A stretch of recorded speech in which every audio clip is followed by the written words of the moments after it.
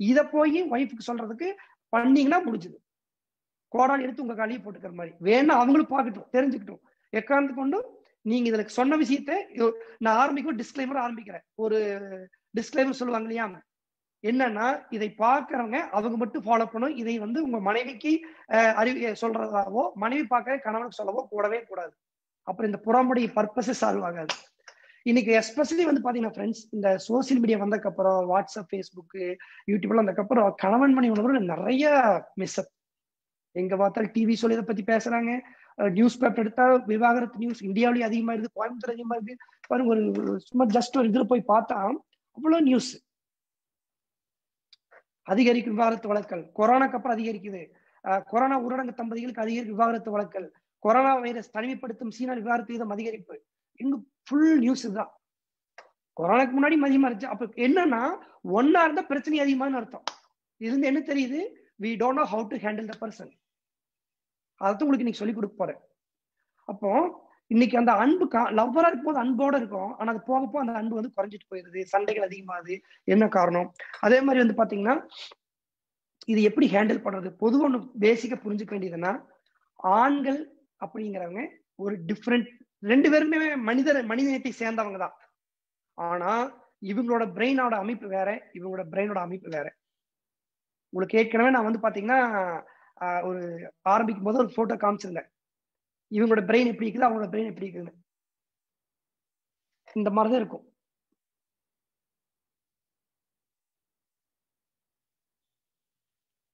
பாருங்க, ஒரு ஆணோட பிரெயின் இப்படி இருக்கும். சிம்பிளா சொன்னா பாக்ஸ் இருக்கும். பெண்ணோட பிரெயின் இப்படி இருக்கும், ஒரு மனைவியோட பிரெயின். நான் யாரும் மனைவி குறை சொல்லி, இது ரியல், அவங்களுடைய திங்கிங் இப்படிதான் இருக்கும். அந்த நீங்க பிரெயின் ஸ்கேன் பண்ணி பார்த்தாலும் இந்த கிரே மேட்டர், ஒயிட் மேட்டர் சொல்லுவாங்க. There is a difference. லேடிஸ்க்கும் அந்த கணவனுக்கும் மனைவிக்கும் இந்த டிஃபரன்ஸ் இருக்கு. பொதுவா சொல்ல போனா கணவனுடைய பிரெயின் எப்படி இருக்குன்னா பாக்ஸா இருக்கும். இப்போ உதாரணத்துக்கு ஃபேமிலின்னு ஒரு பாக்ஸ், ஜாப்னு ஒரு பாக்ஸ், அதே மாதிரி பாத்தீங்கன்னா வீடுன்னு ஒரு பாக்ஸ், குழந்தைகள் ஒரு பாக்ஸ், பொழுதுபோக்கு ஒரு பாக்ஸ், ஃப்ரெண்ட்ஸ் ஒரு பாக்ஸ்.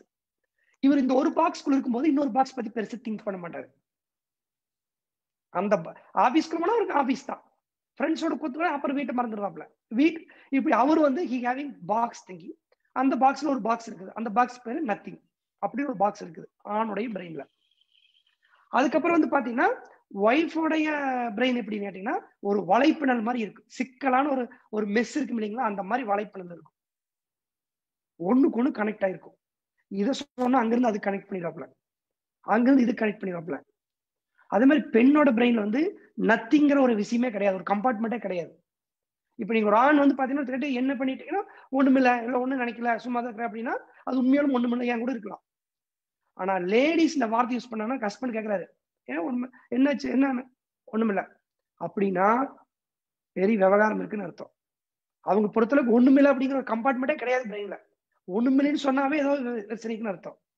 இந்த பேசிக்காவே ரெண்டு பேர்த்தோட பிரெயின் டிஃபரன்ஸா இருக்கும்போது இவங்க தன்னை மாதிரியே ஒய்ஃப் இருப்பான்னு ஒய்ஃப் நினைச்சுக்கிறாங்க, ஒய்ஃப் மாதிரி கணவன் நினைக்கும் போது பிரச்சனை ஆயிடுது, ரெண்டு பேர்த்தையும் புரிஞ்சுக்க முடியாம. உதாரணத்துக்கு சில விஷயம் சொல்றேன் பாருங்க. கணவன் பொறுத்தளவுக்கு they always result oriented, ladies அதாவது மனைவி பொறுத்தளவுக்கு ப்ராசஸ் ஓரியன்டட். இப்போ ஒரு விஷயம் இருக்குன்னு வச்சுக்கங்களேன், இப்ப கணவன் அதை எப்படி பார்ப்பால, மனைவி எப்படி பார்ப்பாலன்னு சொல்றேன். இப்ப கணவன் ஒரு இன்னைக்கு பாத்தீங்கன்னா ஒரு பேரண்ட்ஸ் மீட்டிங் ஸ்கூலுக்கு இருக்குது, இன்னைக்கு 2 பேர் வர சொல்லியிருக்காங்க. அப்போ ஹஸ்பண்ட் சொல்ல எனக்கு ஆபீஸ் வேலைக்கு நீ ஏன் போயிட்டு என்னோட கேட்டு வந்துருக்காங்க. அப்புறம் சாயந்தரத்துக்கு அப்புறம் ஹஸ்பண்ட் கேட்கறாப்புல ஸ்கூல் போனேன்னு சொல்லி, கால் இங்கிருந்து ஸ்கூலுக்கு போகும்போதுங்க ஸ்கூல் வேலைங்க நான் கிளம்புறக்குள்ளேயே போயிடுச்சுங்க. ஸ்கூல் பிரின்சிபல் சொன்னாங்க, சொல்றது கேளுங்க, அங்கிருந்து ஆரம்பிப்பாங்க. அப்புறம் ஸ்கூல் வேணும் படிச்சு, அப்புறம் ஓலால கேப் புக் பண்ணுங்க. அப்ப பார்த்தா ஓலாக்கார வர லேட் பண்ணிட்டா, ஸ்கூலுக்கு போகும்போது லேட் ஆயிடுச்சு, பேரண்ட்ஸ் மீட்டிங் ஆல்ரெடி ஸ்டார்ட் ஆயிடுச்சு. அப்புறம் போனா அவசரம் போய் உட்காந்துட்டு இருந்தேங்க. அப்புறம் அந்த கூட அந்த திவிசா இருக்குல்ல, அவங்க அம்மா வந்திருந்தாங்க, 2 பேரும் அப்புறம் ஒன்னாவது உள்ள போனோம் அப்படின்ட்டு எல்லாம் ஆரம்பிச்சு, அப்புறம் கடைசி இந்த பிரின்சிபால் மேட்ரு என்னன்னா இந்த மாதிரி பாத்தீங்கன்னா இந்த மாதிரி ரூல்ஸ் மாத்தி இருக்கு, இதெல்லாம் பண்ணணும், இனிமேல் பேரண்ட்ஸ் ஃபாலோ பண்ணிக்கணும், அவங்க சொன்ன விஷயத்துக்கு வர்றதுக்கு அதுதான் மேட்ரு. அதை சொல்றதுக்கு 1/2 மணி நேரம் எடுத்துக்குவாங்க. ஹஸ்பண்டால பொறுமையா இருக்கு, கேட்க முடியாது. மேட்ரு என்ன சொன்னாங்க அவ்வளவுதான், விஷயத்தை சொல்ல அப்படின்னு நினைப்பாங்க. ஆனா லேடிஸ்க்கு அதெல்லாம் டீட்டெயிலா சொன்னாதான் உங்களுக்கு சமாதானம். அதே எதிர்பார்ப்பாங்க ஹஸ்பண்ட் கிட்ட. இப்ப ஹஸ்பண்ட் எப்படின்னா, இப்ப இதே உதாரணத்துக்கு ஒய்ஃப்ல ஹஸ்பண்ட் பேரண்ட்ஸ் மீட்டிங் போறாப்ல, எங்க ஸ்கூலுக்கு போன பிரின்சிபல் சொன்னா இனிமேல் பாத்தீங்கன்னா இந்த சிலபஸ் மாறி இருக்காமா, அதனால அதுக்கு தகுந்த மாதிரி ஃபாலோ பண்ண சொல்லிட்டாங்க. ஒரே லைன். ஏங்க இவங்க பேரண்ட்ஸ் வந்திருந்தாங்களா, அவங்க அம்மா வந்திருந்தாங்களா, அவங்க அந்த பையனோட அப்பா வந்திருந்தாங்களா, இந்த மிஸ் வந்திருந்தாங்களா, அந்த என்ன அப்புறம் பிரின்சிபால் எப்போ இது பண்ணிருப்பாங்களா, அது பண்ணிருப்பாங்களா, ஸ்நாக்ஸ் கொடுத்தாங்களா, காஃபி, இன்னைக்கு என்ன ஸ்நாக்ஸ், இது எல்லாம் டீட்டெயிலா அவங்க கேட்பாங்க ஒரு கல்யாணத்துக்கு எதுக்கு போனாலும். ஆனா கணவர்னால அதெல்லாம் சொல்ல முடியாது. ஏன் நொய்யுங்கிற அப்படிங்குவாங்க. இதை புரிஞ்சுட்டோம் அப்படின்னா இனிமேல் கணவன் என்ன பண்ணணும், மனைவிக்கு வந்து விளக்கமா சொல்லி பழகணும். மனைவி என்ன பண்ணணும், கணவனுக்கு சொல்லும் போது சாட்டா சொல்லி பழகிட்டு பிரச்சனை இல்லை. ஆனா இது தெரியாம 2 பேரு ஏன் என்ன புரிஞ்சுக்க மாட்டேங்கிறாரு, என்னை எல்லா மனைவியோடய ஒரு என் கணவனை நீ புரிஞ்சுக்கவே மாட்டேங்கிறாரு. ஹஸ்பண்ட் வந்து எனக்கு வாழ்ந்த வாச்சது இப்படி பிரச்சனை என்ன 2 பேரும் புரிஞ்சுக்கலாம், அவ்வளவுதான். இதை புரிஞ்சுட்டா பிரச்சனையே சால்வ். நிறைய சீரியல் ஹிட்டார காரணமே ஏன் லேடிஸ் சீரியல் பாக்குறாங்கன்னா ஒண்ணுமில்லாத விஷயத்தை போட்டு இழுப்பாங்க. ஆனா ஜென்ஸ்க்கு வந்து பாத்தீங்கன்னா பரபரப்பா டக்கு டக்குன்னு போகணும் படம், அப்பதான் அவங்களுக்கு பிடிக்கும். இந்த ஜவ்வெழுப்பு இருக்கிறதெல்லாம் ஆகாது. அடுத்து வந்து பாத்தீங்கன்னா மனைவி வந்து பாத்தீங்கன்னா ஒரு பிரச்சனை அப்படின்னா எப்படி பிஹேவ் பண்ணுவாங்க அப்படின்னா, அது உடனே நிறைய பேர் சொல்லுவாப்ல, இந்த மாதிரி பிரச்சனை அப்படின்னு நிறைய பேர் சொல்லுவாப்ல. She will talk more. கணவன் என்ன பண்ணுவாப்ல அப்படின்னா சைலன்ஸ், ஒரு ஓரமா போய் உட்காந்து யோசிப்பாப்ல, என்ன பண்ணலாம், என்ன பிரச்சனை, எப்படி சரி பண்ணலாம். 2 பேரும் வேற மாதிரி பிஹேவ் பண்ணுவாங்க.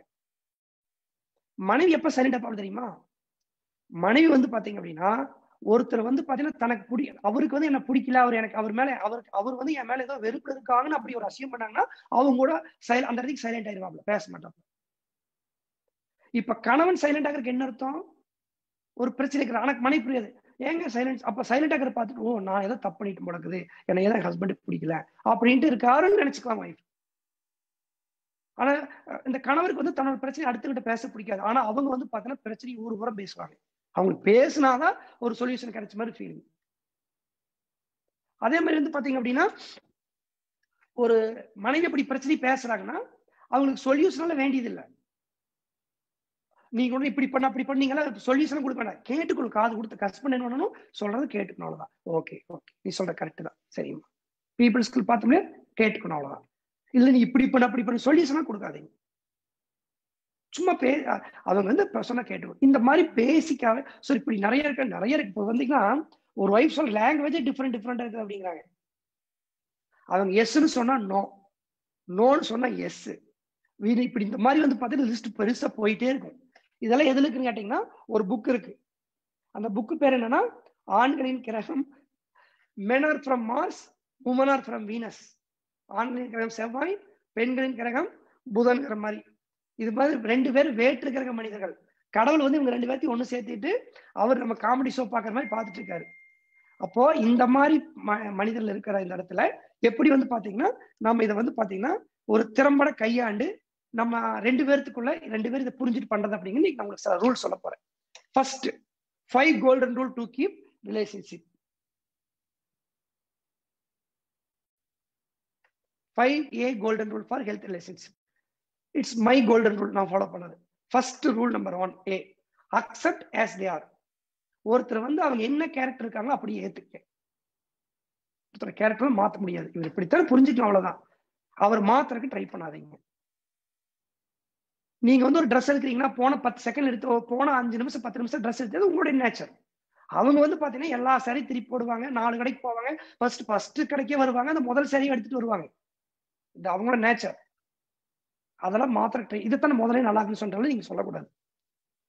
ஒரு விஷயத்து ஒருத்தர் நேச்சர் வந்து அக்செப்ட் ஆஸ் தே ஆர். இது கரெக்ட் தப்புனாலும் நீங்க வந்து டிசைட் பண்ணாம இப்படி பண்ண அப்படின்னு கரெக்ட் அக்செப்ட் ஆஸ் பீப்புள்ஸ் கூட ஃபர்ஸ்ட் நீங்க யாரா இருந்தாலும் அவங்க அப்படியே அக்செப்ட் பண்ணீங்க. Don't try to correct change. உங்களுக்கு தகுந்த மாதிரி இன்னொருத்தர் மாத்த ட்ரை பண்ணாத, அவுட். தென் அப்ரிசியேட் ஆல்வேஸ். அப்படியே மாத்த நினைச்சீங்கன்னா டைரக்டா சொல்லாம அவங்க பாராட்டிட்டே இருங்க, மாறிக்குவாங்க. நிறைய பாராட்டுங்க. பாராட்டுற பத்தி நேற்று பீப்புள்ஸ்க்குள்ள டீட்டெயிலா பேசியிருக்கேன் அந்த ரெக்கார்டிங் பார்த்து. அது மாதிரி பாராட்டணும் சும்மா பாராட்டலாம், அந்த சொன்ன மாதிரி பாராட்டு. 3வது அவாய்ட் 3 C's. இது நேற்று பீப்புள்ஸ் சொல்லி ரைட்டா டச் பண்ணாங்க.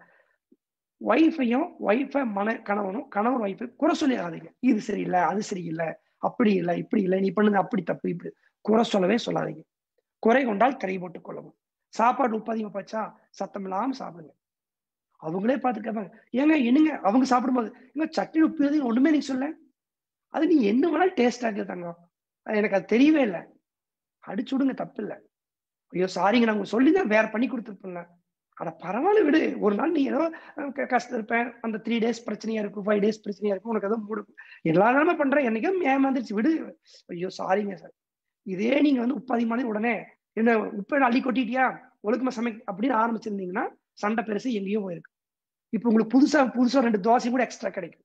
இருங்க உங்களுக்கு நான் வந்து ஒரு வெங்காய மிளகாய் போட்டு ஒரு தோசை சுட்டு கொடுக்குறேங்க. ஐயோ நீங்க எப்படி சாப்பிட்டீங்க, கம்மியா தான் சாப்பிட்டுருப்பீங்க, அதனால நீங்க இன்னைக்கு ஒரு இட்லி கம்மிச்சுதுன்னு சொல்லிட்டு வேற மாதிரி இருக்கும். ஆனா நீங்க முதல்ல சுட்டி காமிச்சிட்டீங்க போச்சு. அப்ரிசியேட் பண்ணுங்க, நல்லா இருக்குன்னு சொல்லுங்க. Never compare. பக்கத்து வீட்டு பத்மா அப்படி இப்படி அப்படின்னு அடுத்த நாள் கம்பேர் பண்ணாதீங்க. அதே மாதிரி லேடிஸ் வந்து ஹஸ்பண்ட அவர் எப்படி சம்பாதிக்கிறார், அவர் எப்படி car, never ever compare. Vairamuthu சொல்றாரு, மல்லிப்பூவே கம்பேர் பண்ணக்கூடாது. அப்புறம் போய் மல்லிப்பூ ரோஜா போய் கம்பேர் பண்றது. ஒவ்வொருத்தரும் unique. Don't compare. Never try to correct. N wife கல்யாணமான புதுசுல இருந்து பல வருஷம் சொல்லுவாப்ல, எனக்கு சாப்பிடும் போது கையை ஹேண்ட் வாஷ் போட்டு கழுவுங்க. நான் கேட்கவே மாட்டேன். எத்தனை தடவை சொல்லி பார்த்தாப்ல, கேட்கவே மாட்டேன். அதெல்லாம் எனக்கு ஒண்ணும் வராது, எனக்கு இம்யூனிட்டி ஸ்ட்ராங்கா இருக்குது, நானே பண்ணேன். அப்புறம் ஒரு நாள் வந்து பாத்தீங்கன்னா என்னுடைய மென்டர் அவங்க வந்து ஒரு நாள் வந்து கை கழுவுற பத்தி சொன்னாங்க. எப்படி கை கழுவணும், கை சரியா கழுவலன்னா அது வந்து நாக்கு அழுக்கு வந்து பாத்தீங்கன்னா சாப்பிட்டா அல்சர் இருக்கு. அன்னைக்கு வந்து கழுவ ஆரம்பிச்சிட்டேன். அப்ப சொல்றாங்க, எத்தனை வருஷம் சொல்றேன் கேட்டீங்களா அப்படின்னு. நீ அந்த மாதிரி சொல்லல. அந்த மாதிரி வந்து பாத்தீங்கன்னா யாரையும் கரெக்ட் பண்ண ட்ரை பண்ணி கரெக்ட் ஆகவே மாட்டாங்க. நீங்க என்ன பண்ணும் அப்படின்னா கரெக்டா இருக்கனா என்வாயன்மெண்ட் கிரியேட் பண்ணுங்க. They will correct. அது குழந்தையா இருந்தாலும் சரி, ஒய்ஃபா இருந்தாலும் கணவன் இருந்தாலும் யாரையும் வந்து சரி பண்றதுக்கு ட்ரை பண்ணாதீங்க. சரியாக மாட்டாங்க. அவங்கவுங்களுக்கு பொறுத்தளவுக்கு அவங்கவுங்க பண்றது கரெக்ட். மகாத்மா காந்தி சுட்டு கொண்ட கோட்ஸே வந்து பாத்தீங்கன்னா கடைசி வரைக்கும் ஒத்துக்கல. 400 பக்கத்துக்கு புக் எழுதினாங்க, நான் ஏன் காந்தியை கொன்றேன்னு. அதை படிச்ச எல்லாருமே காந்தி வெறுக்க ஆரம்பிச்சிட்டாங்க. கடைசி இந்த புக்கவே தடை பண்ணிட்டாங்க. எல்லாத்துக்கும் அவங்க செஞ்சதுக்கு ஒரு நியாயத்தை, ஒரு காரணம் இருக்கும். யாரும் நீங்க தப்புன்னு ஏத்துக்கவே மாட்டாங்க. So never ever correct anyone. Accept it, appreciate பண்ணுங்க, தானா சரியாயிக்கும். தென் ரொம்ப ரொம்ப முக்கியமான ஒரு ஃப்ரெண்ட்ஸ், இந்த ஹோல் ப்ராப்ளம் இந்த ஒரு விஷயத்தை எடுத்துங்க. Ask sorry.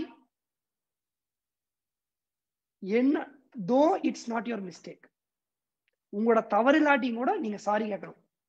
எஸ்பெஷலி கணவன் தான் முதல்ல கேட்டணும். சாரி கேட்கறது முந்திக்கிறவங்க சீக்கிரம் புரிஞ்சுட்டாங்கன்னு அர்த்தம். ஐயோ சாரி, ஐயோ சாரி, தெரியாம பண்ணிட்டேன். நீங்க தப்பே பண்ணியிருந்தாலும் அவங்க தப்பு பண்ணியிருந்தா கூட நீங்க கேட்டுங்க, ஐயோ சாரி நான் உனக்கு சொல்லி இருந்திருக்கணும், ஐயோ சாரி நான் உனக்கு ரிமைண்ட் பண்ணாம விட்டுட்டேன், நான் சொன்னது ஏன் போல அப்படின்னா, ஐயோ சாரி உனக்கு இன்னொரு டைம் ரிமைண்ட் பண்ணி இருந்திருக்கலாம். எல்லாத்துக்கு சாரி கேட்காதங்க பெரிய மனுஷங்க, சாரி கேட்காதங்க சின்ன பசங்க. அது எவ்வளவு பெரிய ஆளா இருந்தாலும் சாரி கேட்கறதுக்கு தைரியம் இல்லைன்னா அதுதான் ஆன்மீகம். சாரி கேட்கணும். சாரிப்பா மன்னிச்சுப்பா. சின்ன குழந்தைங்க கூட சாரி கேட்டு போகலாம். Avoid advising. புத்தர் மாதிரி அறிவுரை சொல்ல ஆரம்பிக்காதீங்க. நான் இந்த மாதிரி மீட்டில் நான் போய் ஒய்ஃப்க்கு அறிவுரை சொல்லவே மாட்டேன். அறிவுரை மட்டும் சொல்லாதீங்க யாருக்கும். அவுட். அறிவுரை சொல்ல ஆரம்பிச்சீங்கன்னா உங்களுக்கு யாருக்கும் பிடிக்காது. இந்த 5 கோல்டன் ரூல் எஸ்பெஷலி கணவன் மனைவிட்டும், மனைவி ஒய்ஃப் கிட்ட ஃபாலோ பண்ணா என்னைக்குமே வந்து பாத்தீங்கன்னா உங்களுக்குள்ள பிரச்சனையும் பெருசா வராது. சரி, அப்படியே வந்தாலும் சண்டை போட்ட என்ன பண்ணலாம்? சண்டை போடுறதுக்கு ஒரு 10 விதி உங்களுக்கு சொல்றேன் நான். சண்டை போடுங்க. வள்ளுவரே சொல்லிட்டாரு. என்ன சொல்லிட்டாரு? ஊடல் காமத்துக்கின்பம் அதற்கின்பம் கூடி மயங்க பெறின். ஊடல் இருக்கலாம், சண்டை இருக்கக்கூடாது. சின்ன சின்ன சண்டை போடணும், 1 மணி நேரம் 2 மணி நேரம், அதுக்கப்புறம் அது கூடலா மாறிடணும். அது ஒரு ஹாப்பி எண்டிங்கா மாறிடணும். That's okay. அது நடக்கணும் கணவன் மனைவிக்குள்ள. சண்டை போட 10 விதிகள். சண்டை போட முன்னாடி பிளான் பண்ணி சண்டை போடுங்க. இந்த 10 விதி ஃபாலோ பண்ணீங்க. Rule number 1, when one shouts other keep silence. ஒருத்தர் கோவமா சண்டை போட ஆரம்பிச்சாருன்னா இன்னொருத்தர் வந்து சைலண்ட் ஆயிருங்க. அது மனைவி சண்டை போட கணவன் சைலண்ட் ஆயிருங்க, கணவன் சத்தம் போடும்போது மனைவி சைலன்ஸ். இந்த விதி எப்பவுமே ஃபாலோ பண்ணுங்க. சத்தம் போட்டு கொஞ்ச நேரத்துல சரியாயிருவாரு. கொஞ்சம் சைலண்ட் ஆயிருங்க. 2 பேருமே சண்டை போட்டீங்கன்னா பிரச்சனை பெருசாயிரும். 2 பேருமே சத்தம் போடாதீங்க. யாருமே சரி தப்பெல்லாம் கிடையாது. சண்டை போடுறாங்க, ஒரு கோபம் இருக்குது. ஆபீஸும் கோபம் இருக்கு, பாஸ் திட்டி இருப்பாரு, அந்த கொத்தரை வீட்டுக்கு வருவாரு, ஒய்ஃப் நாளை திட்டுது, என்ன காலேஜ் செப்பல் சண்டை இப்படி திட்டுறாரு. அது செப்பல் சண்டை அப்படிங்கிறத திட்டுல வரு. ஆபீஸ்ல வந்து திட்டு வெளியே விடணும். ரிலீஸ் பண்ணனா ஸ்ட்ரெஸ்ஸா மாறிடும் அப்படின்னு நினைச்சுக்கினீங்க. அவ்வளவுதான். திட்டுறாரு திட்டிட்டு மனைவி திட்டுவாங்க, அம்மா ஏதாவது சொல்லியிருப்பான், அப்படித்தான் இருக்குது, சரி கேட்டுக்கங்க. டிஃபரன்ஸ் ஆஃப் ஒப்பீனியன் இருக்கலாம், டிஃபரன்ஸ் ஆஃப் மைண்ட் இருக்கக்கூடாது. அதாவது சொல்லுவாங்க கருத்து வேறுபாடு இருக்கலாம், அதை அலோவ் பண்ணுங்க. அவங்க வேற கட்சி கோட்டு போட்டு நீங்க வேற கட்சி, கருத்து வேறுபாடு இருக்கலாம், பட் மன வேறுபாடு வந்துருக்கலாம் பார்த்து. Don't blame the person but the situation. ஒரு தவறு நடந்துருச்சுன்னா அந்த நபரை குறைய பார்க்காதீங்க. இன்னைக்கு ஒரு பதிவு போட்டா இல்லையா, ஏன் நீ பெச்சா போட்டுன்னு கேட்காதீங்க. ஓ என்ன வந்திருக்கணும், எதை இன்னைக்கு மூடு சரியில்லையா, இல்லை அந்த ஃபர்ஸ்ட் டேவா, உங்களுக்கு ஏதாவது இன்னைக்கு ஏதாவது சிரமம், இன்னைக்கு வேற ஏதாவது டென்ஷனா, குழந்தை ஏதாவது ரொம்ப தொந்தரவு ஒண்ணு, see the situation, don't blame the person. கணவர் தப்பு பண்ணிட்டாரா, ஏதோ ஒரு சின்ன ஆக்சிடென்ட் பண்ணிட்டு மாங்கறதுக்கு மறந்துட்டு வந்துட்டாரா, இன்னைக்கு ஆபீஸ்ல டென்ஷனா, இன்னைக்கு பாஸ் திட்டி விட்டாரா, இன்னைக்கு வேற ஏதாவது பிரஷர் அதிகமா, இதை மறந்துட்டு வந்துட்டீங்க, ஏன் மறந்துட்டு வந்துட்டீங்க அப்படின்னு அவரை குறைய பார்க்காம ஏதோ ஒரு சூழ்நிலை அவர் மறக்க வச்சிருச்சு, சூழ்நிலை குறைய சொல்லுங்க வழியா நபர் குறைய சொல்லாதீங்க. Don't bring unsolved points or unsolving or points from old arguments. பழைய சண்டையில் மிச்சம் இருக்கிற இந்த புது சண்டை கொண்டு வராது. இன்னைக்கு ஒரு சப்ஜெக்ட் சண்டை போடுறீங்கன்னா அந்த சப்ஜெக்ட் மட்டும் தான் சண்டை போடணும். போன மாசம், போன வருஷம், அது லேடிஸ் எல்லாம் மெமரி பவர் ஜாஸ்தி. அவங்க எங்கெங்கயோ ஃபர்ஸ்ட் நைட் சொன்னதை 10 வருஷங்கள் சொல்லுவாங்க. அது உங்களுக்கு இந்த ராமாயணத்துல சீதை சொல்லும்போது நான் உங்களுக்கு பாயிண்ட் சொல்றேன் பாருங்க. லேடிஸ்க்கு வந்து மெமரி பவர் ஜாஸ்தி. இந்த டெலிபோன்ல பேசும்போதெல்லாம் ஒண்ணு சொல்லும், உங்களுடைய ரெக்கார்டிங், உங்களுடைய கால் ரெக்கார்டிங் செய்யப்படுகிறது எதிர்காலத்துல ட்ரைனிங்க்கும் இந்த பர்பஸ்க்காக, குவாலிட்டி பர்பஸ்க்காக சொல்லுவேன். அந்த மாதிரி ஒய்ஃப் நீங்க பேசும்போதெல்லாம் மனைவி வந்து ரெக்கார்ட் பண்ணிட்டு இருக்காங்க. அப்படியே ரெக்கார்ட் பண்ணி வச்சுக்குவாங்க. நீங்க மறந்துடுவீங்க, எத்தனை வருஷமாலும் அவங்க மறக்க மாட்டாங்க. பேசும்போது கவனம் பாருங்க. பழைய சண்டை, ஒரு சண்டை போட்டீங்கன்னா அந்த சண்டை பத்தி மட்டும் டிஸ்கஷன் கூட பழைய சண்டையில இருந்து கொண்டு வரக்கூடாது. Never consider third person opinion. உங்களை பத்தி அவங்க சொன்னாங்க, அப்போ எனக்கு என் ஃப்ரெண்டு மேகலா சொன்னா, அப்போ அவங்க அம்மா, தேர்ட் பர்சன் சொல்ற சண்டைக்குள்ள கொண்டு வராதீங்க. தேர்ட் பர்சன் ஒப்பீனியன் ஆல்வேஸ் அவங்க அந்த சந்தர்ப்பம் சொல்லி மாறும். Never do in front of other. சண்டை போடுறத அடுத்து முன்னாடி சண்டை போடாதீங்க. எஸ்பெஷலி தயவு செய்து குழந்தைக்கு முன்னாடி மட்டும் சண்டை போடாதீங்க. எவ்வளவு கோவம் வந்தாலும் அடக்கி வச்சுட்டு குழந்தை தூங்குனதுக்கு அப்புறமும் இந்த தூங்கிட்டு நீ வா சண்டை போடலாம், இல்ல அவனை வீட்டுக்குள்ள நான் வெளியே போய் சண்டை போடலாம், இல்ல அவனை வெளியே விளையாட சாப்பிட சண்டை போடலாம்னு சொல்லிட்டு பிளான் பண்ணி நீ கண்டிப்பா குழந்தைக்கு முன்னாடி சண்டை போடுறது மிகப்பெரிய அந்த குழந்தைக்கு கொடுக்குற தண்டனை. கிரியேட்டிவ் மைண்ட் அப்படியே அவுட் ஆயிடும். குழந்தைக்கு நல்லது பண்ணா, நம்ம குழந்தை வளர்த்துறது எப்படின்னு ஒரு தனியொரு ட்ரைனிங் இருக்குது. அந்த ட்ரைனிங்ல அதை பத்தி டீட்டெயிலா பேசணும். அந்த ட்ரைனிங் தெரிஞ்சுக்கணும்னு நினைச்சீங்கன்னா ஃப்ரெண்ட்ஸ், யாராவது ஃபர்ஸ்ட் டைம் வந்தீங்கன்னா we have success community WhatsApp group, அதில் ஜாயின் பண்ணி இந்த மாதிரி நிறைய ப்ரோக்ராம் பண்ணுவோம். அது வந்து நீங்களாம் அந்த அதையெல்லாம் யூஸ் பண்ணிக்கலாம். அந்த மாதிரி பேரண்டிங், ஆர்ட் ஆஃப் பேரண்டிங் வரும்போது அதை பத்தி சொல்ல டீட்டெயிலா. குழந்தை முன்னாடி சண்டை போடாதீங்க. அது எப்படி எல்லாம் பாதிக்குன்னு அப்ப சொல்றேன் நான். Don't involve third person. Panchayat 3வது ஆள் கூப்பிடாதீங்க. சண்டை போட்டு அம்மாவையோ அப்பாவையோ மாமனார் மாமியோ நிறைய கூப்பிடாதீங்க. நிறைய பேர் என்ன பண்ணா பஞ்சாயத்து 3வது ஆள் கூப்பிட்டு 3வது ஆள் அப்புறம் போட்டு தெளிவாங்க. உதாரணத்துக்கு ஒரு ஃப்ரெண்டு கூப்பிட்டு, டேய் வாடா மச்சான், அவங்க ஒய்ஃப் வந்து பேசுறா, 2-3 நாள் பேசாம இருக்கா, கொஞ்சம் நீ வந்து சொல்லலாம். டேய் இந்த லேடிஸே இப்படி தாண்டா, வேஸ்ட் அப்படின்னு ஏதோ அந்த நேரத்தில் உங்களை சமாளிப்பதுன்னு சொல்லியிருப்பாப்ல. அப்புறம் நீங்க வந்து உங்களை சமாளிப்படி சேர்த்து வச்சதுக்கு அப்புறம் நீங்க 2 பேரும் ஒன்னாயிட்டு உங்க ஃப்ரெண்டை பத்தி நீங்களும் ஒய்ஃப் சொல்லுவீங்க, என் ஃப்ரெண்டு உன்னை பத்தி என்ன சொன்னான்னு தெரியுமா, லேடிஸே இப்படித்தான், அது உன்ன மாதிரி பிள்ளை பிடித்து கரெக்ட். இப்ப அவன் வந்தானா, வீட்டுக்கு வந்தான்னா காஃபி கூட கிடைக்காது. அவன் பார்த்து உங்களுக்கு நல்லது பண்ண பார்த்துட்டு அவனை தேர்ட் பர்சனை பஞ்சாயத்துக்குள்ள கூப்பிடாதீங்க. ஏதா இருந்தாலும் நீங்க சால்வ் பண்ணி பழங்க. Don't take interpret the word said in angry. கோபத்துல பேசின வார்த்தைகளை நேரடியா மொழிபெயர்த்துக்காதீங்க. உனக்கு மூளையே இல்லை, உங்களுக்கு பரம்பரையே வேஸ்ட், ஹஸ்பண்ட் திட்டாரு, அது கோபத்துல வர வார்த்தை, அதுக்கு மீனிங் உடனே உண்மையில நீங்க மூளை இல்லை, நீங்க பாருங்க அப்படின்னா ஒரு மீனிங் கூட சொல்லல. ஆக்சுவலா ஒண்ணு சேர்த்துக்கலாம், போதையில சொன்னாலும் கூட அதை கண்டுக்காதீங்க. நிறைய லேடிஸ் அந்த வார்த்தை மட்டும் பிடிச்சுங்க, நீங்க அன்னைக்கு சொன்னீங்க உங்களுக்கு எதுக்குமே சரிப்பட்டு வர மாட்டேன்னு, போங்க நீங்களும் பண்ணிக்குவாங்க, சொன்னீங்கல்ல நான் எங்க பரம்பரை வேஸ்ட் நீங்கள. அப்படி வந்து அந்த வார்த்தையை அப்படியே மீனிங் எடுத்துக்கூடாது. இதே மாதிரி லேடிஸ் கோவத்துல பேச ஜென்ஸ் எடுத்துக்கூடாது. அந்த கோவத்துல சொல்றதை அப்படியே மறந்துடணும். அது டைரக்ட் மீனிங் அப்படி இன்டர்பிரேட் பண்ணவே கூடாது. Have a finishing rule. எங்க வீட்டுல ஒரு சண்டை என்னன்னா, நான் ரசகுல்லா வாங்கிட்டு வந்தேன்னா சண்டை ஃபினிஷ் ஆயிடுச்சுன்னு அர்த்தம். அவங்களுக்கு ரொம்ப பிடிச்ச ஸ்வீட் ரசகுல்லா வாங்கிட்டு வச்சுட்டுனா எடுத்து சாப்பிட ஆரம்பிச்சிடாப்ல, சண்டை ஃபினிஷ் வந்த முடிவு வந்தாச்சுன்னு அர்த்தம். அந்த மாதிரி உங்களுக்குள்ள முதலே முடிவு அடிக்கணும், நம்ம சண்டை போட்டோம்னா முடிவுல என்ன பண்ணணும் அப்படின்னு. Have a finishing rule. Go outing after fight. சண்டை போட்டதுக்கு அப்புறம் சரி வா இன்னைக்கு வெளியே சாப்பிட போலாம், சரி வா இன்னைக்கு நம்ம எங்கேயாச்சும் போயிட்டு வருவோம், சரி கொஞ்சம் அவுட்டிங் போயிட்டு வரலாம், கோ அவுட்டிங், தனியாக போட்டு. இந்த ரூல்ஸ் ஃபாலோ பண்ணீங்க அப்படின்னா சண்டை வரும். ஆனா அந்த சண்டை வந்து பாத்தீங்கன்னா சச்சர பிரச்சனையா பெரிய சண்டையா வரும். It's kind of small arguments. It's kind of இதுதான் ஊடல் அப்படிங்கிறது. ஃபாலோ பண்ணிடலாமா? எவ்வளவு யூஸ்ஃபுல்லா இருக்கு இந்த டிப்ஸ்? ஹேண்ட் ரைஸ் பண்ணுங்க. தேங்க்யூ. யூடியூப்ல கரெக்ட் பண்ணதுனால பார்க்க முடியாது. ஓகே, நெக்ஸ்ட் வந்து ஒரு முக்கியமான விதி சொல்றேன். கணவனுக்கான 3 விதி. இத பண்ணிட்டா என்னைக்கும் மனைவி வந்து உங்களை வந்து மெச்சுவாப்ல. மனைவி மெச்சும் கணவனை மாறக்கான 3 விதி பார்க்கலாமா? 3 rule for any husband should follow. Number 1, never ever put down wife's parents and their relatives. Wife உடைய மெயின் ஹார்ட் பட்டன் இதுதான், சென்சிட்டிவான ஹார்ட் பட்டன். டச் பண்ணிட்டீங்க லைஃப் லாங் முடிஞ்சீங்க. எந்த சூழ்நிலையிலையும் உங்க அப்பா மோசம், உங்க அம்மா மோசம், உங்க தம்பி அண்ணன், உங்க சொந்தக்காரன்ட்டு அவங்க சைடு வகைராக்களை தரம் தாழ்த்தி பேசிடாதீங்க. அவங்க என்ன சூழ்நிலையும் ரொம்ப ரொம்ப ஞாபகம் பேசிட்டீங்கன்னு வச்சுக்கோங்க, லைஃப் லாங் பினிஷ்ட். ஐயோ முதல்ல பேசிட்டா பரவாயில்ல, இனி கொஞ்சம் மாத்தி பேச அவங்கள பத்தி. இருந்தாலும் அவங்க அவங்க அம்மா வச்ச சாம்பார் இந்த வரைக்கும் சாப்பிட்டதே இல்லை, உங்க அப்பாவோட கேரக்டர் வேறம்மா, இருந்தாலும் உங்க அண்ணன் வேற அப்படின்னு கொஞ்சம் ஒரு எக்ஸ்ட்ரா பிட்ட போடுங்க. பாராட்ட முடியாது பரவாயில்ல, தயவு செய்து மோசமா பேசிடாதீங்க. எப்பவுமே ஃபாலோ பண்ண வேண்டிய விதி. ரூல் நம்பர் 2, இப்போ தேங்க்யூங்கிறது ஓகே ப்ரோ, இன்னும் நிறைய விஷயம் இருக்குது. Rule number 2, keep update about you when you are out. நீங்க வீட்டு வெளியே கிளம்புனதுக்கு அப்புறம் ஒரு 3 மணி நேரத்துக்கு 4 மணி நேரத்துக்காக வந்துட்டேன், ஆஃபீஸ் வந்துட்டேன், இந்த பிரேக்ஃபாஸ்ட் சாப்பிட்டேன், லஞ்ச் சாப்பிட்டேன், இந்த வெளியே போயிட்டு இருக்கேன், பஸ் பிடிச்சிட்டேன், ட்ரெயின், சம்திங் அப்டேட் பண்ணிட்டே இருங்க. இன்னைக்கு தான் வாட்ஸ்அப் வந்துச்சு, நிறைய பேர் சண்டை போட வாட்ஸ்அப்ல சண்டை போடுறீங்க. அதுக்கு பதிலா இந்த மாதிரி அப்டேட் பண்ணுங்க. லேடிஸ் பாத்தீங்கன்னா வீட்டுல தனியா இருப்பாங்க, அம்மா கூட இருப்பாங்க, குழந்தைகள் இருப்பாங்க. அவங்க எப்பவுமே உங்களை பத்தி எங்க இருக்கீங்கன்னா தெரிஞ்சுக்கணும் ஆர்வத்தோட இருப்பாங்க. பட் ஹஸ்பண்ட் வீட்டுக்கு வெளியே வச்சு அவருக்கு உலகமே வேற. ஈவன் ஒய்ஃப் போன் பண்ணா கூட என்ன தோணுதான்னு பண்ணி, நானும் ஆபீஸ்ல இருப்பேன் தெரியும்ல, இல்லைங்க சாப்பிட்டீங்களா, இந்த மாத்திரையில எடுத்துட்டீங்களா. ஸோ நீங்க அவங்க கேட்கறதுக்கு முன்னாடியே அப்டேட் பண்ணிருங்க. அப்புறம்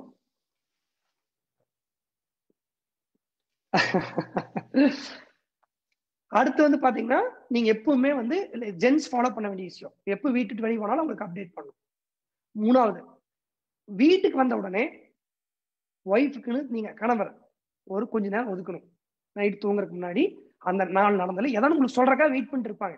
அம்மா கூட நடந்திருக்கலாம், பக்கத்துல நடந்திருக்கலாம், வீட்டுல நடந்திருக்கலாம், அவங்க கிட்ட ஒரு கதை இருக்கும், ஒரு சம்திங் சொல்றக்கா வெயிட் பண்ணிட்டு இருப்பாங்க. ஐயோ எனக்கு டயர்ட் ஆகுது, எனக்கு கொஞ்சம் டிஸ்டர்ப் பண்ணாத, அப்படியே கடன்னு சாப்பிட்டு போய் படுத்து தூங்கிட கூடாது. பினிஷ்ட். அவங்களுக்கு உங்க மேல பயங்கர வெறுப்பு தட்டிடும். அப்புறம் அவங்க தனி அழுகிறது உங்களுக்கு தெரியாது.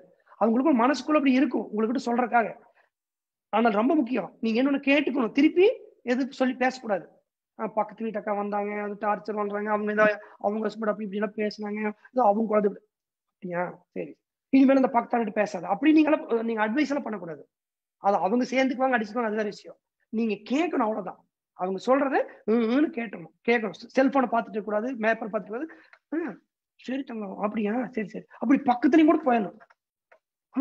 அப்புறம் முடிஞ்சா அப்படியே கை வச்சுட்டு சொல்லு தோல் மேல கை போட்டு சொல்லு என்கரேஜ் பண்ணி டெய்லி நைட்டு, சப்போஸ் வீட்டுல வெளியே தங்கிட்டீங்கன்னா போன் பண்ணி கேளுங்க, அவங்ககிட்ட சொல்லுங்க இன்னைக்கு என்ன ஆச்சு அப்படின்னு கேளுங்க, என்கரேஜ் பண்ணி சொல்ல சொல்லு. இந்த 3 விதியை ஃபாலோ பண்ற கணவருக்கு என்னைக்குமே பாத்தீங்கன்னா பிடிச்ச சாப்பாடு கிடைக்கும், பிடிச்ச மாதிரி மனைவி நடந்துக்குவாங்க. நீங்க இந்த 5% இதை மாத்திட்டீங்கன்னா 95% உங்களுக்கு சப்போர்ட் பண்ண ஆரம்பிச்சிருவாங்க. நிறைய பேர் இந்த 5% பண்ணாம 95% நெகட்டிவாகி கிடக்குறாங்க. ஒரு முக்கியமான ரூல் சொன்னேன். இப்ப கணவன் மனைவியை பார்த்துட்டு இருந்தீங்க அப்படின்னா, உடனே நான் சொல்றதை ஏற்கனவே மனைவி கணவன் உங்களுக்கு சொல்லியிருப்பாங்க, பாத்தீங்களா நான் சொல்லுங்க, அப்படி மட்டும் சொல்லிடாதீங்க. அப்ப திரும்ப கணவன் ஃபாலோ பண்ண மாட்டாரு. அப்படி நீங்க ஏற்கனவே சொல்லிட்டு கூட ஒண்ணு சொல்லாத மாதிரி கவனிச்சுட்டு உட்காந்துங்க. பீப்புள்ஸ்னே சொல்லியிருக்கேன், அதை கண்டுக்காதீங்க, அவர் மாறிக்குவாரு. நான் சொல்லிட்டு ஈகோ பஞ்சர் ஆயிரும். Don't to that. அடுத்தது மனைவிக்கான விதி பார்க்கலாமா?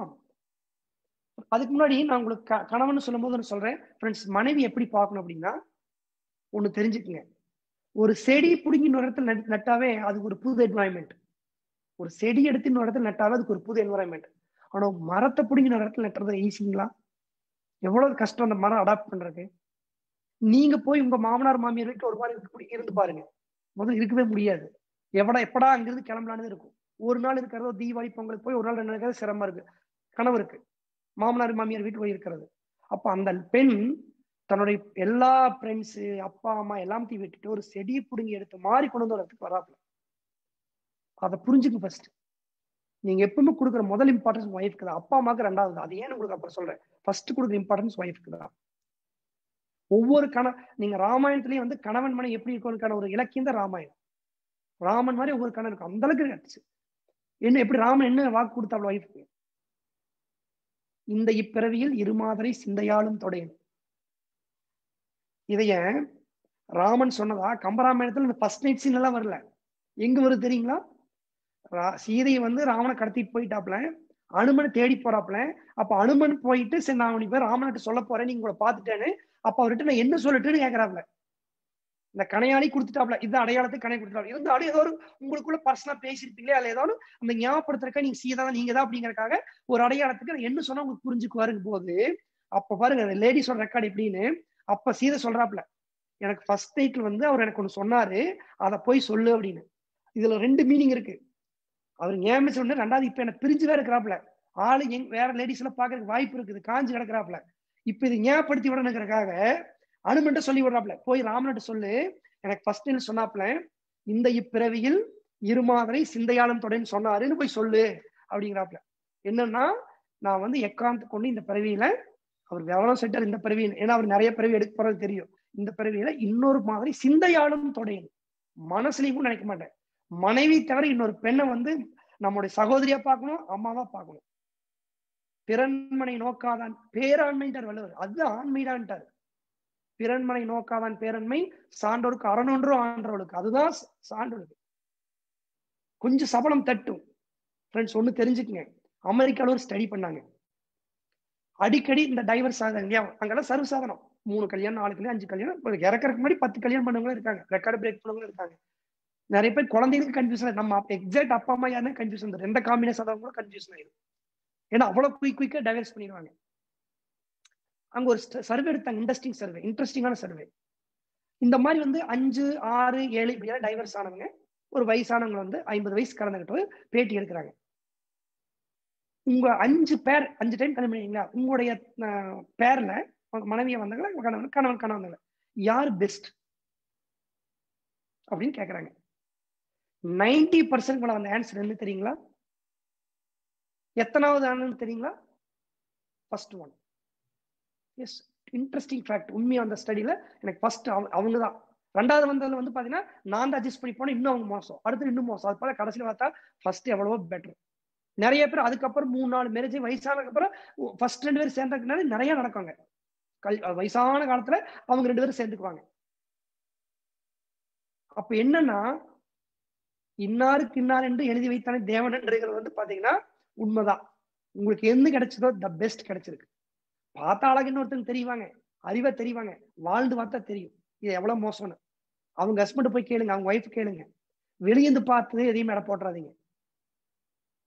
வீட்டுக்குள்ள ஒரு சிசிடிவி வச்சா ஒரு நபர் வந்து, இப்ப நான் இவ்வளவு அழகா பேசுறேன், நானும் மனைவி தனியா இருக்கும்போது எப்படி பேசுறேன் அப்படிங்கிறது உங்களுக்கு தெரியுமா?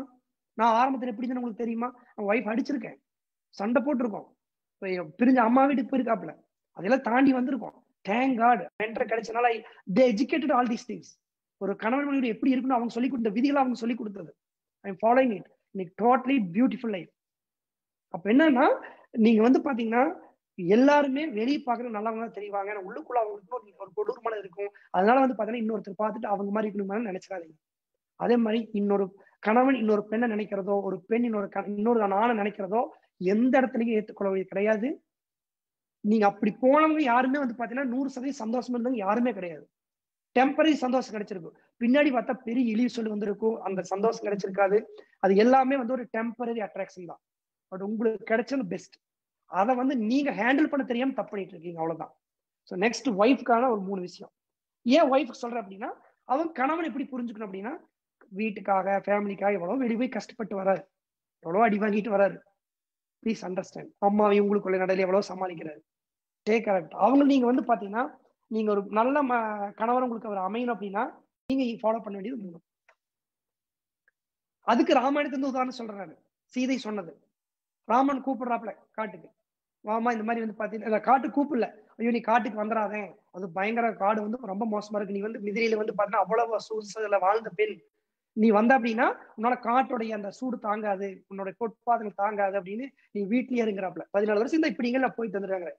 அதுக்கு சீதை சொன்ன தெரியுமா, அந்த நின் பிரிவினும் சுடுமோ பெருங்காடு, பிரிஞ்சிருக்கிறோட ஒரு எனக்கு ஒரு சூடு, எனக்கு ஒரு கஷ்டம் இருக்குதான்னு. அந்த மாதிரி கணவனுடைய சக துக்கத்திலேயே ஒரு மனைவி பங்கேற்றுக்கணும். எனக்கு கிடைச்ச மனைவி அந்த மாதிரிதான். எனக்கு ஒரு எமர்ஜென்சி வரும்போது வந்து சி ஹெல்ப் லாட். ஸோ அதனால வந்து பாத்தீங்கன்னா என்னைக்கும் நீங்க வந்து பாத்தீங்கன்னா ஒரு மனைவிக்கு நான் சொல்றது சீதை மாதிரி இருக்கணும் அப்படிங்கிறது. ஓகே, என்ன ஃபாலோ பண்ணீங்கன்னா, ஃபர்ஸ்ட் லேடிஸ் ஃபாலோ பண்ண வேண்டியது, கணவர் அப்பப்ப தப்பு பண்ணுவாப்ல, தவறான முடிவு எடுத்துருவாப்ல, எப்பவுமே வந்து உங்களோட தப்புன்னு சொல்லிடாதீங்க. நீங்க எதுக்கு சரிப்பட்டு வர மாட்டீங்க, நீங்க வேஸ்ட், நீங்க என்னைக்காவது கரெக்டா பண்ணிருக்கீங்களா, நீங்க சொல்ல வேண்டிய வார்த்தை, ஏங்க இது உங்க தப்பு இல்லைங்க, இந்த ஒரு வார்த்தையில கணவர் கேட்க விரும்புறது எப்பவுமே ஒரு மனைவி கிட்ட இருந்து. It's not your fault. ஒரு ஆக்சிடென்ட் பண்ணிட்டாரு, உங்க மிஸ்டேக் இல்லைங்க பாருங்க. ரோடு கண்ணாமண்ணு கட்டி வச்சிருக்கான்.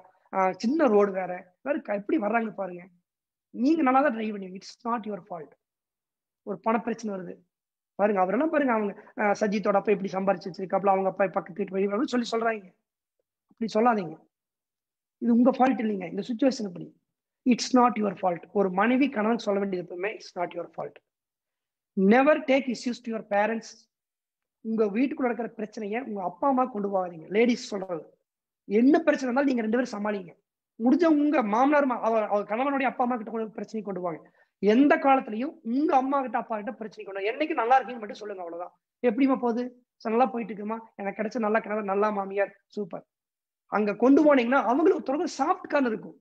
என் பொண்ணு எப்ப கரெக்ட்னு அவங்க நினைச்சிட்டு இருப்பாங்க. அப்ப நீங்க சொல்றதே இன்னொரு சைடு இருந்து பார்க்கவே மாட்டாங்க. நீங்க சொல்றது கரெக்ட் எடுத்துட்டு அதை அடுத்த கட்டத்துக்கு கொண்டு போயிருவாங்க.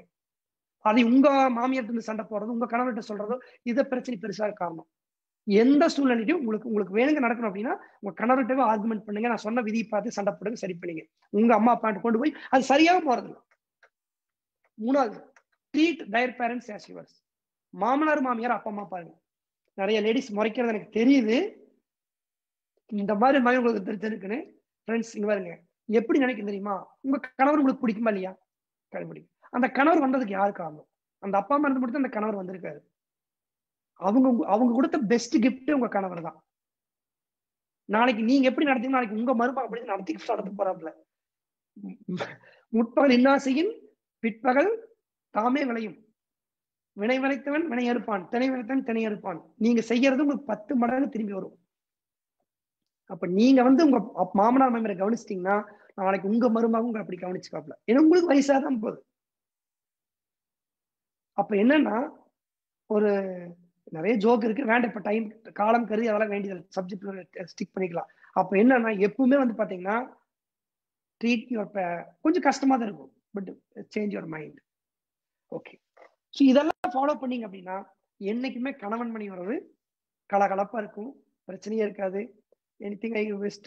அதே மாதிரி பாத்தீங்கன்னா ஒய்ஃப் ஜென்ஸ் 2 பேரும் ஹெல்த் கேர் பண்ணிக்கங்க. எப்பவும் பார்க்கறதுக்கு கல்யாணம் ஃபிட்டா யங்கா கொஞ்சம் எக்ஸசைஸ் பண்ணுங்க, ஹெல்த்துக்கு டைம் ஒதுக்குங்க, பார்க்கறதுக்கு அழகா இருங்க. லேடிஸ்க்கு அதே மாதிரி ட்ரெஸ், நிறைய பேர் ஆரம்பத்தில் நல்லா ட்ரெஸ் பண்ணுவோம். கணவன் வேலை முடிச்சுட்டு வீட்டுக்கு வரும்போது கொஞ்சம் நல்லா ட்ரெஸ், நிறைய பேர் இந்த இன்டர்நேஷனல் ட்ரெஸ் ஒன்று இருக்கு, அடிக்கடி சொல்லுவேன். நைட்டி போட்டு அது மேல ஒரு துண்டை போட்டு வேற வச்சுக்குவாங்க. இப்படி ஒரு ட்ரெஸ் கூட யாருக்கு கண்டுபிடிச்சது? நைட்டிங்க நைட்டுக்கு போடுறதுதான். கொஞ்சம் பகலர் வரும்போது குளிச்சு நிறைய பேர் வெளியே கிளம்பும்போது ஜம்முன்னு கிளம்புவீங்க. நீங்க மெயினா கணவன் வீட்டுக்கு வரும்போது நல்லா இருங்க, நல்லா பூ வச்சுட்டு. அந்த காலத்துல சொல்லுவாங்க, மனைவி சண்டை போட்டு அல்வா பூ வாங்கிட்டு போறதுன்னு பழைய இடத்துல டைலாக் வரும். பட் அந்த மாதிரி இல்லாட்டி கொஞ்சம் நீங்க பாத்தீங்கன்னா கொஞ்சம் take care of your health, take care of your skin.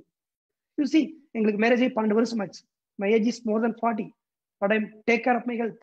N wife 2 பேரும் நாங்க போனா ஹனிமூன் கப்பல் மாதிரி எங்க போனா கேட்பாங்க, இப்பதான் மேரேஜ் ஆச்சுன்னு கேட்பாங்க. எங்களுக்கு சம்டைம்ஸ் ஸ்கூலுக்கு போனவே கேட்பாங்க, உங்க போய் தான் டவுட் அவங்களுக்கு வந்துடும். அந்த அளவுக்கு பாத்தீங்கன்னா நீங்க என்னைக்குமே ஹெல்த் கேர் பண்ணிக்கணும். அப்பதான் நீங்க ஒரு ஆலோசனை இருக்க முடியும். முக்கியமான பாயிண்ட், அவர்தான் ரொம்ப ஆர்வமா இருக்காரு, மாமியார் மிஸ் பண்ண மாட்டேன் ப்ரோ, நான் வந்துட்டேன். ஏன் ஆக்சுவலா ஒண்ணு ஃபர்ஸ்ட் புரிஞ்சுக்குங்க, மாமியார் மருமகளுக்கு சண்டைங்கிறது யூனிவர்சல் ப்ராப்ளம். என்ன ரீசன்னா, இது விலங்குகள் இருந்து இருக்கு. அதுக்கு பேர் உடைமை உணர்வுன்னு பேரு. தான் உன்னை பெத்துட்டோம் அப்படின்னா தன்னுடைய உணர்வு இருந்தா தான் இந்த உடைமை உணர்வு இல்லை அப்படின்னா உலகம் ஸ்தம்பிச்சிடும். இப்போ ஒரு விலங்குல இருந்து இருக்கும், தன்னோட குழந்தைகள் கேர் பண்ணிக்கும். ஒரு கோழி தன்னோட குஞ்சுகளை கேர் பண்ணும், இல்லாட்டி அது பருந்து கொத்திட்டு போயிடும். அது மாதிரி ஒரு அம்மா தன்னோட குழந்தை பையனோ பொண்ணோ கேர் பண்ணுவாங்க. இது பேர் உடைமை உணர்வு. இது நேச்சுரலா வருது. பட் பொதுவா விலங்கு ஒரு ஸ்டேஜுக்கு அப்புறம் இதை விட்டுரும். அந்த குழந்தை தாங்கிட்டு இருக்காது, ஒரு கட்டம் தான். அதுக்கப்புறம் அது குழந்தையும் மறந்துடும். அது அடுத்த குழந்தை மாடு கண்ணுக்குட்டி போட்டு கொஞ்ச நாளைக்கு நான் கேட்டு இருக்கேன். அதுக்கப்புறம் அந்த கண்ணுக்குட்டி பெருசா அது சோகமெல்லாம் இருக்காது. ஆனா அந்த மனிதனை மட்டும் அந்த உடம்புனா விடுறதே இல்லை. என்னைக்கு என்னோட பையன் என்னோட குழந்தை எத்தனை வயசானாலும் அப்பா அம்மாக்கு அவங்க குழந்தைதான். நான் கம்பெனில ஜெனரல் மேனேஜர். ஆனா எங்க அம்மா சொல்லுவாங்க, என் பையனுக்கு விவரமே பத்தாதுங்க, அவன் துணி எடுக்கணும்னு நான் தான் போகணும். எப்போ எனக்கு 25 வயசாலும் அப்படி சொல்லிட்டு இருப்பாங்க. It's nature. எனக்கு நீங்க எங்க அம்மா 3 பேர் வேலை செய்வாங்க, ஒரு கம்பெனி ஜெனரல் மேனேஜர். இன்னொரு சரி எங்க அம்மா என்ன சொல்றாங்க, என் சொல்லுவாங்க என் பையனுக்கு விவரம் பத்தாதுங்க அப்படின்னு. It's nature. அப்பா அம்மாவுக்கு என்னைக்கும் குழந்தைங்க தான். இதுல என்ன பிரச்சனை வருதுன்னா, கல்யாணமான உடனே இந்த பெண் தனக்கு உரிமை கொண்டாடுறாப்புல, அந்த அம்மா அந்த உரிமை விடுறதும் இல்லை. இப்ப இந்த கான்ஃபிளிக்ட்ல பாத்தீங்க அப்படின்னா எங்க அது மிஸ் ஆகுதுங்கிறத அந்த பொசிஷனஸ் எல்லாம் பாத்தீங்கன்னா சண்டை வர்றது. இது நேச்சர், வரணும். வந்துச்சுன்னா உங்க மேல 2 பேரும் பாசமா இருக்கான்னு அர்த்தம். சண்டை வராத குடும்பமே கிடையாது ஃப்ரெண்ட்ஸ். மாமியார் மருமகள் சண்டைங்கிறது வெளியே தெரியாம இருக்கலாம், ஆனா மனசுக்குள்ள இருக்கும். ஆனா எங்க வீட்டுல எங்க அம்மா ஒய்ஃப் திக் ஃப்ரெண்ட்ஸ். எனக்கு சொல்றதுக்கு எங்க அம்மா பையன் கூட என் ஒய்ஃப் தான் சொல்லுவாங்க. அவங்ககிட்ட கொஞ்சம் சொல்லு, பேச சொல்லி, பண்ண சொல்லி, அதை பண்ண சொல்லு, ஏன் கொஞ்சம் இந்த இடத்த வாங்கி போடலாம் பண்ணலாம்ல, ஏன் அலைகிறா, கொஞ்சம் கொஞ்சம் எதா இருந்தாலும் தான் சொல்லுவாங்க. எப்படி மாறிச்சுன்னு உங்களுக்கு சொல்றேன் நான். நீங்க ஐயோ சார் இதுக்கு முதலே தெரிஞ்சது நல்லா இருந்துன்னு நினைப்பீங்க. பரவாயில்ல, இனி கரெக்ட் பண்ணிக்கலாம். அட்லீஸ்ட் கல்யாணம் ஆக போறதுக்காக இந்த வீடியோ கொடுத்து பார்க்க வச்சிருங்க. இந்த 5 ரூலை வந்து ஒரு கணவன் ஃபாலோ பண்ணும். இந்த ஃபாலோ பண்ணீங்க அப்படின்னா உங்க அம்மாவும் ஒய்ஃபும் ஃப்ரெண்டா இருப்பாங்க. Rule number 1, never translate same meaning. Wife ஒன்று சொன்னா அது சேம் மீனிங் கூட அம்மா கிட்ட போய் சொல்லாதீங்க. நீங்க இடையில வந்து சப்ஜெக்ட் மாத்திடணும். அவங்க சொன்னதை கொஞ்சம் வேட மாத்தி அந்த விதி சொல்லிடணும். அதெல்லாம் சொல்லாம இருக்கிறது நல்லது. ஒருத்தர் வந்து ஃபர்ஸ்ட் நைட் வந்து பாத்தீங்கன்னா ஒய்ஃப் சொல்லியிருக்காப்ல, ஃபர்ஸ்ட் நைட்லயே உங்க அம்மா ராட்சசி அப்படின்னு. எனக்கு அந்த டவுட் இருக்குன்னு இருக்காப்ல. எதுக்கு ஃபர்ஸ்ட் நைட் போய் சண்டை போட்டு அப்படி தெரியும் ஹஸ்பண்ட். எனக்கு அந்த டவுட் இருக்குது, எங்க அம்மா ராட்சசியில எனக்கு டவுட் இருக்குறாப்ல. பிரச்சனை முடிஞ்சுதான். அடுத்த நாள் காலையில அம்மா கேட்டிருக்காங்க, ஒய்ஃப் என்னடா சொல்றான் அப்படின்னு. அம்மா இல்ல ஒரே சொல்ல, ரைட் என்ன சொன்னா தெரியுமா, என்ன சொன்னா, நீ ராட்சசியாமா அப்படின்னு. உடனே அந்த அம்மா சிரிச்சிருக்குது கேட்கன்னு. ஏமா சிரிக்கிறேன், ஏய் உங்க அப்பா கிட்ட ஃபர்ஸ்ட் டைம் நான் சொன்னோட ஒன்னும் மோசமா சொல்ல விடுறா அப்படின்னு இருக்காப்ல. இதே அந்த நைட்டு ஹஸ்பண்ட் சண்டை போட்டது என்ன ஆயிருக்கும், எங்க அம்மா பத்தி நீ எப்படி இப்படி சொல்லான்னு பினிஷ்ட். ஸோ அவங்க அம்மாவும் ஒரு காலத்துல மருமகன் தான். ஸோ அதனால வந்து பாத்தீங்கன்னா பாட்டினா இன்னைக்கு பாட்டி, அவங்க ஒரு காலத்துல ஒரு மருமகன் சின்ன பொண்ணா இருந்தது தானே. ஸோ எப்பவுமே ஒய்ஃப் சொன்னதை அப்படியே அம்மாட்ட சொல்லாதீங்க, அம்மா சொன்னதை அப்படியே ஒய்ஃப் கிட்ட சொல்லாதீங்க. சில பிட் எல்லாம் போட்டு கொஞ்சம் மீனிங் மாத்தி சொல்லுங்க. இது ஒரு கலை. செகண்ட், எடுப்பு ஈச் அதர். அவங்களை பத்தி இவங்க எப்படி உங்களை கேர் பண்ணிக்கிறாங்க எடுக்கணுங்க. இப்போ எக்ஸாம்பிள் சொன்னப்ப எங்க அம்மா வந்து ஒரு நாள் எஃப்எம் வாங்கி கொடுன்னு சொன்னாங்க. எங்க தம்பிகிட்ட சொல்லியிருக்கா, தம்பியும் அவனை எப்படி கண்டுக்கு விட்டான். எங்க அம்மா போய் கலந்த செல்வராஜ் பேசுவாப்ல சூரியன் எஃப்எம்ல, அதை நம்ம கேட்பாங்க ஆர்வமா. அப்புறம் என்கிட்ட சொன்னாங்க இந்த எஃப்எம் ஒன்று வாங்கிட்டு வந்தாங்க வரும்போது அப்படின்னு. நானும் இப்போ அதை கரெக்டாக மறந்து பாருங்க. அப்புறம் ஒரு நாள் நான் ஒய்ஃப் கிட்ட சொல்லியிருந்தேன், இந்த ஊருக்கு போகும்போது இந்த எஃப்எம் ஒன்று வாங்கி ஞாபகம், நீங்க ஞாபகம் மாட்டேங்க, மறந்துடுவேன்னு வாங்கும்போது சொல்லுவேன். எங்க அம்மா வேற கேட்டாங்க அப்படி.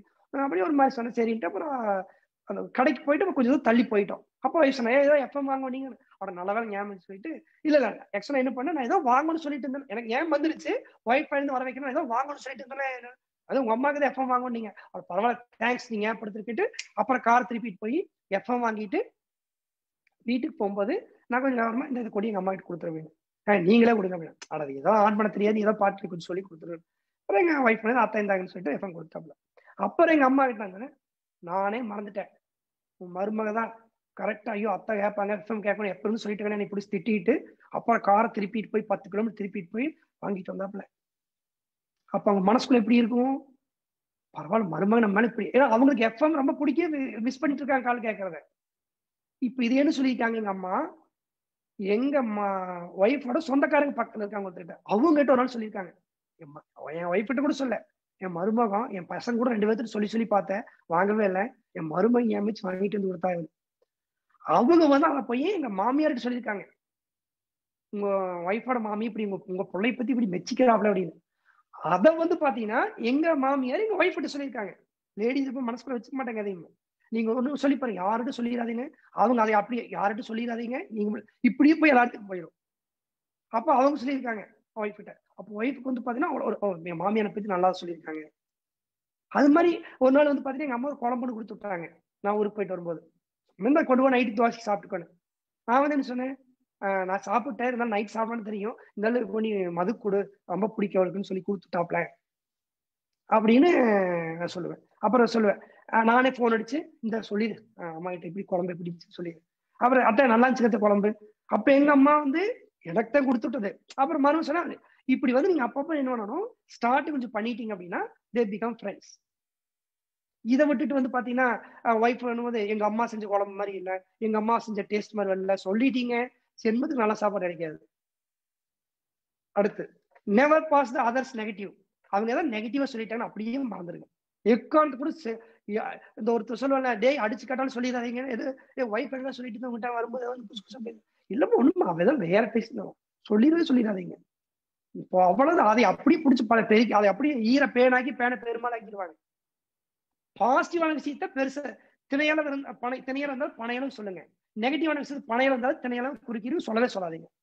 தென் ஆல்வேஸ் கணவர் பொறுத்தளவுக்கு உங்களோட ஃபர்ஸ்ட் ப்ரியாரிட்டி மனைவி தான் இருக்கும். நோ அம்மா. என்ன சார் இப்படி சொன்னீங்கன்னா, அம்மாவுக்கு அவங்க ஹஸ்பண்ட் இருக்காரு சப்போர்ட் பண்றதுக்கு. பட் உங்க மனைவிக்கு உங்களை நம்பி ஃபுல்லா வந்திருக்காப்ல. நீங்க அந்த இடத்துக்கு நிறைய பேர் அம்மா பாசத்தை தப்பா மிஸ்யூஸ் பண்ணிக்கிறது. நீங்க அம்மாக்கா காலர் பண்ணுவீங்க தப்பு இல்லை. ஆனா அந்த இடத்துக்கு நீங்க ப்ரியாரிட்டி உங்களுக்கு எப்பவுமே யார் ஃபர்ஸ்டா இருக்கணும்? ஸ்பௌஸ், உங்க ஒய்ஃப். நாட் யுவர் அம்மா. செகண்ட் ப்ரியாரிட்டி தான் அம்மா வரணும். ஆனா அம்மா மேல லவ் இருக்கணும். அம்மாவுக்கு ஹஸ்பண்ட் இல்லைனாலும் அம்மா செல்ஃப் டிபெண்டன்ட். அவங்க ஏஜ் அவங்க புரிஞ்சுக்குவாங்க. பட் உங்க ஒய்ஃப் தான் உங்களுக்கு எப்பவும் ஃபர்ஸ்ட் ப்ரியாரிட்டி. ஒரு சுச்சுவேஷன் யாரை ஃபர்ஸ்ட் நீ கேர் பண்ண அப்படின்னா ஒய்ஃப், செகண்ட் தான் அம்மா. இது நான் சொல்ல, எவ்ரி ஆத்தர் ரிலேஷன்ஷிப் ஹேண்டில் பண்ண எல்லாருமே சொல்லியிருக்காங்க. இதை பத்தி நிறைய விளக்கம் கொடுத்து ஒவ்வொருக்கு நிறைய விளக்கம் கொடுக்க முடியும். பட் நீங்க தனியாக கேளுங்க, அப்புறம் டீட்டெயில் சொல்றேன். பட் எப்பவுமே உங்களுக்கு ஃபர்ஸ்ட் பீரியடா இருக்கணும் ஒய்ஃப், செகண்ட் பீரியட் தான் அம்மா. அதுக்கு அம்மா விட்டு கொடுக்கறதோ அம்மா மேல பாசம் வரையதோ மீனிங் கிடையாது. ஒரு சுச்சுவேஷன்ல பிரியாரிட்டின்னு வரும்போது you have to first priority spouse, because she is 100% depend on you. But அம்மா அப்படி இல்லை. மேபி அவங்களுக்கு ஹஸ்பண்ட் இருப்பாங்க, அவங்களுக்கு சப்போர்ட் பண்ணுவாங்க, அவங்க அப்பா அம்மா இருப்பாங்க, அவங்க அம்மா செல்ஃப் டிபெண்ட் இருப்பாங்க. She matured. பட் ஒய்ஃப்ங்கிற பொறுத்தளவுக்கு 100% depend on you. But you have to நீங்க அந்த ரெஸ்பான்சிபிலிட்டி நீங்க மீறி இருக்கக்கூடாது. அதே சார் அம்மா விட்டுருங்கிற மீனிங் கிடையாது. She is the most important person your life. But you have to கிளியரா ரோல் பிளே பண்ணும். Then keep safe distance.